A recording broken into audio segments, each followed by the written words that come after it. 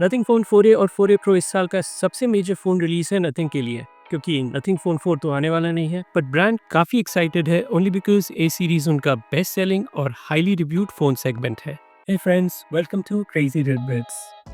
Phone 4A और 4A Pro का launch अगले महीने मार्च में होने के स्ट्रॉन्ग रूमर्स हैं। एक टिप्सटर के अकॉर्डिंग ये डेट 5 ऑफ मार्च है।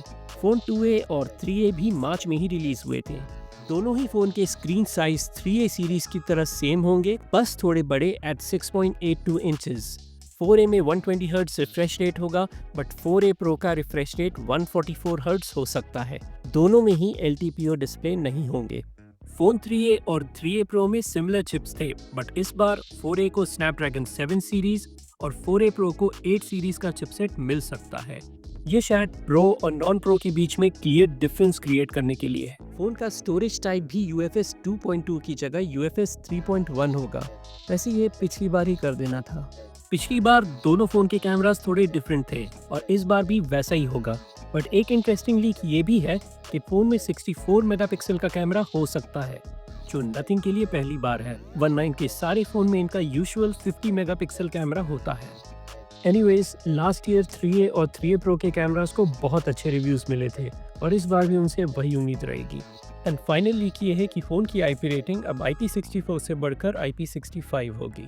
अब नथिंग का सबसे बड़ा फोकस फोन के डिजाइन पे होता है और वो इसे कॉन्स्टेंटली चेंज करते आ रहे हैं। काल पे ने रिसेंटली नथिंग के बोल्ड डिजाइन चॉइसेस के बारे में बात करी थी और कैसे कुछ डिजाइन्स को लोगों ने इनिशियली तो रिजेक्ट कर दिया था, बट विद टाइम उसे एक्सेप्ट कर लिया। इट सीम्स वो फोन 3 के ग्लिफ लाइट्स रिमूवल की बात कर रहे थे, जो फ्रैंकली बहुतों ने अब भी एक्सेप्ट नहीं किया है।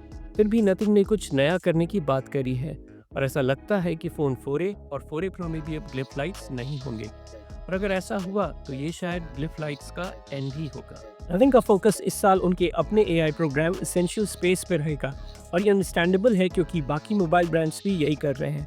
AI ट्रेंड के साथ साथ एक मार्केटिंग स्ट्रैटेजी भी बन गया है और एप्पल का रीसेंट एप्पल इंटेलिजेंस फेलियर ये इंडिकेशन है बाकी ब्रांड्स के लिए कि कंज्यूमर्स भी AI को लेके काफ़ी सीरियस है। अब रीसेंट AI डेवलपमेंट ने रैम के प्राइसेस को इफेक्ट किया है। बेटर AI मतलब फास्टर और हायर रैम की नीड बढ़ेगी, इसकी वजह से फ़ोन के प्राइसेस बढ़ेंगे। अब फ़ोन के प्राइसेस बढ़ेंगे तो डिमांड में कमी आएगी, जो इवेंचुअली मोबाइल कंपनीज के लिए बुरा है। तो नथिंग की कोशिश ये ज़रूर रहेगी कि वो अपने AI एप्लीकेशन को बजट फ़ोन्स के लिए भी ऑप्टिमाइज करें। तो अब बात आती है फ़ोन 4A और 4A Pro के प्राइस की। तो रैम के प्राइस हाइक का इफेक्ट तो है ही, और काल पे ने भी कुछ नए अपग्रेड्स की बात करी है।